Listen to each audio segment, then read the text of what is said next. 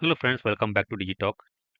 So in the previous two sessions, we have seen two different conditions of the stuck threads. Okay, the first one we have learned about the deadlocks, how the deadlocks are created and how we identify them. And in second, we have learned a situation where one of the thread can cause multiple other threads can be blocked. Right, and I have given you some customized command as well.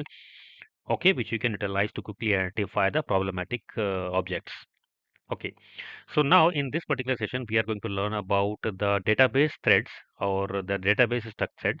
Okay, so we'll simulate this with a demo code, which I will create quickly. Okay, which will contact the database with the help of a data source, and then after default 600 second of a time, okay, it is going to create a stuck thread. Okay, and then we'll see how the stuck threads looks like. Okay, in the thread dump, and then how we can further look up for that. Right.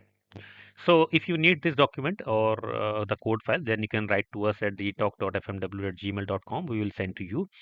The environment is WebLogic 4120 and JDK is 21.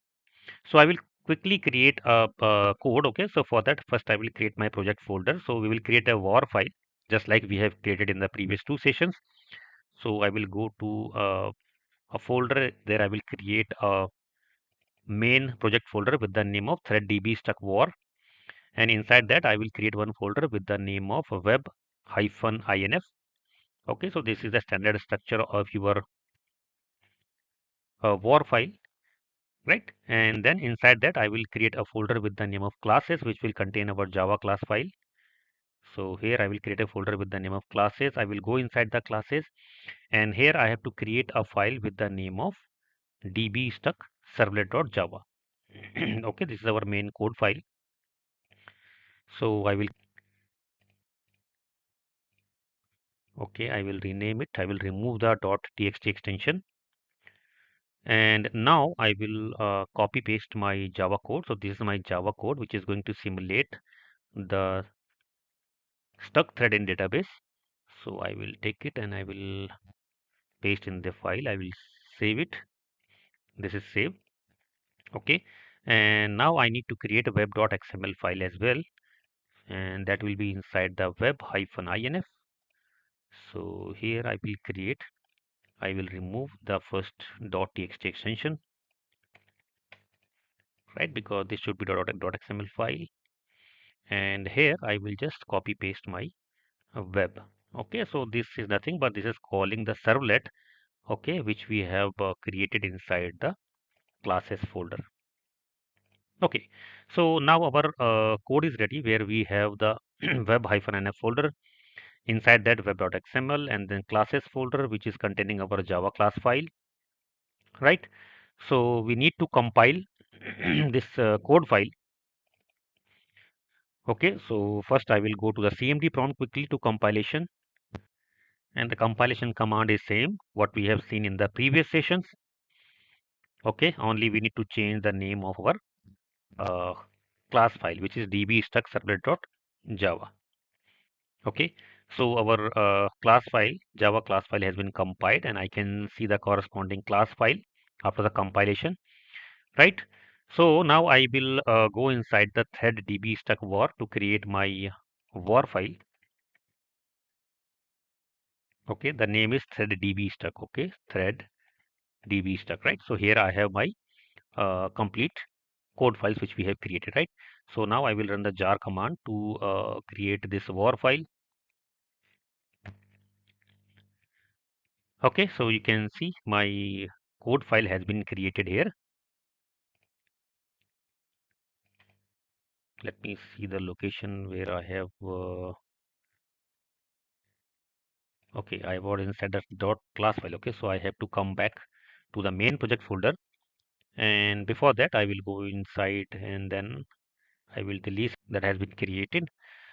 So I will come back here. Okay, so here I need to create my code file. So let me quickly go there. Okay, now code file is ready. So, but this code file has a dependency on the database because we are going to see the structure in the database. So, what I have done inside this particular code, I am just calling the database with the help of the data source. Okay, and this is the name of the JNDI.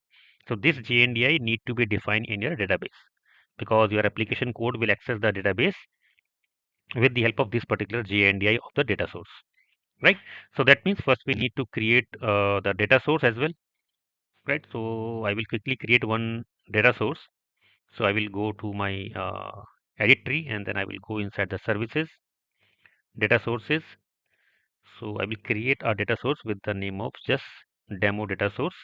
And this is a JNDI name, right? So my code is going to reach the database with the help of this particular code. So I will specify this JNDI and I'm going to target it to manage servers. This is going to be a generic data source. Database name is ORCLPDB in my case. ORCLPDB, sorry, ORCLPDB. And it is running on my local host. Port is 1521. I am going to connect with the system user and then I will specify the password. I will click on create, then click on your general or connection pool and then click on test configuration. It is successful. That means data source is able to connect to my database. So I will activate the changes.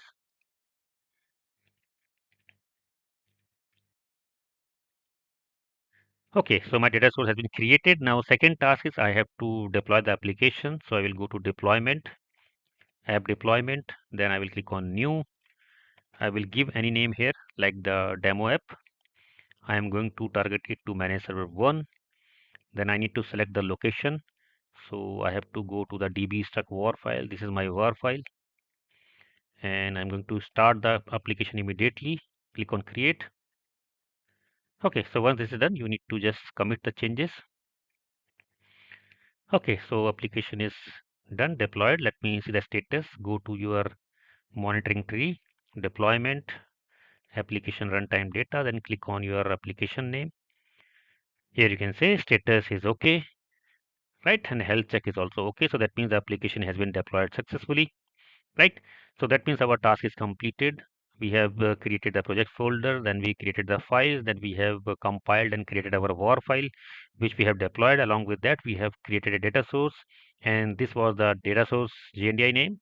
Right now, I need to hit the web browser with this particular URL. Okay, and this is going to create the stuck thread in your database, but after the default 600 seconds. Okay, because the default max thread time is 600 seconds, and I have not modified this.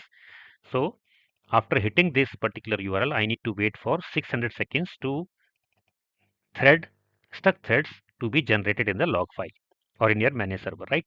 So I will go to here. Okay, so after hitting, you will see a completely blank screen. There wouldn't be anything because this request is waiting for the database request. Okay, so now we have to wait for the 600 seconds, which is 10 minutes. Okay, and after that, there is a stuck thread that will be created in the database. Okay, so I will resume this video once the 10 minute is over and the thread is stuck thread is created in the log file. Okay, now so 10 minute is over. So first I will go to the console. Okay, and I will show you the stuck thread that has been created in your manage server. So you can go to your monitoring tree, click on your servers, click on your manage server name, and then click on threads. So here you can see the hogging threads, and you can see two stuck threads. Okay, the two created because I have access is from two different browsers. That means two different tabs.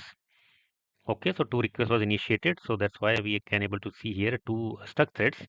Okay, and this we can see in the log files as well. Okay, if I go to the servers, then log files, and if I search for stuck, okay, then yeah, this one you can see this is stuck thread, right? And this got stuck. This is our context that we have used to access from the browser. And here you can see this is stuck for the working for more than 600 seconds. Okay, so by this way, you can see an entry in your particular log files. Okay, now you want to take the thread dump and you want to see the stack trace of this particular thread in detail. So you can go to your console. Okay, and I will create the thread dump inside my domain. Okay, so first I will check for the process ID, which is 46176 for my managed this is admin server. Okay, let me see for managed server. It is 27900 for my managed server. So I will quickly take the thread dump with the help of jstack -l, then process ID of my managed server, which is 27900. I will redirect it to the thread dump t1.txt. Okay, now I will go to my domain, and inside domain I will open the t1.txt. So this is the thread dump file, and I will search for the stuck. Okay, so now this is the stuck thread which has been created on your database, right? And this is a long stack trace. Okay, and the very basic thing, if you see here, jdbc.driver. Okay, so this clearly indicate that jdbc.driver, that means it is the thread which is got stuck during some of the database call. Okay, otherwise you will not able to see this oracle.jdbc.driver, because this is a driver that is used to connect to your database. So this clearly indicate that this is doing something in your database. So one thing is very clear, this stuck thread is due to the database, right? Because we learn about there could be multiple internal or external reasons. So now we are one thing very clear, where it is getting stuck, it is getting stuck on the database. Okay, now apart from that, if you scroll down and you look for some a few more stack trace, okay, you may find some more important information. Okay, for example, if I scroll down and look for the stack trace, okay, so here you can see this got stuck at db stuck servlet. So this got stuck at this particular servlet, and this is the name of the servlet Java file, and this is the same code file that we have created for this particular code, right? db stuck servlet.java, this we have created. So now it is very clear that this is the Java file, servlet file, which is causing the stuck thread. So your developers now can look for this particular code file or this particular Java class which is causing this stuck thread. Okay, and along with that, your database admin can also check in the database. Okay, what exactly happening, or if there is any contention or is any blocking in the database. Okay, or probably developers can explain like what all the queries that is getting called inside this particular servlet.